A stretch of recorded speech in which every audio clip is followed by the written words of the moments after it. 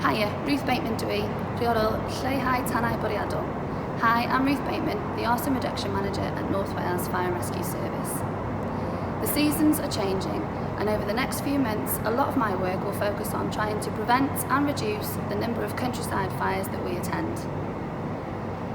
When it's drier, fires involving grass, bracken and heather can develop really quickly, especially if it's windy. Fires can get out of control and spread to nearby houses or woods.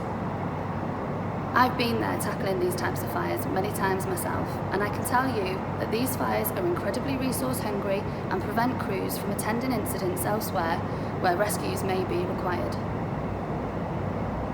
Farmers often undertake controlled burning of heather, grass, bracken and gorse on their land, but this should only be done during the controlled burning season, which ends on the 31st of March. If you are undertaking controlled burning before then, call us to let us know on 01931 522 006. I'll also urge visitors to the countryside to take extra care when they're out and about to reduce the risk of accidental fires. Make sure that any smoking materials are put out properly, and if you're out camping, please make sure that campfires or barbecues are fully extinguished. While accidents can happen, fires are still being set deliberately in the countryside. Not only is this a crime, but it also places unnecessary pressure on frontline services and puts our communities in harm's way.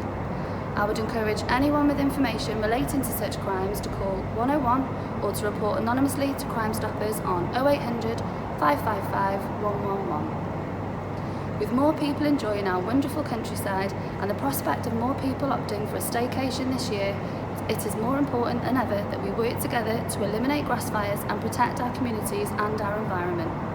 Diolch yn fawr am gwrando ac oroswch yn diogel. Thanks for listening and stay safe.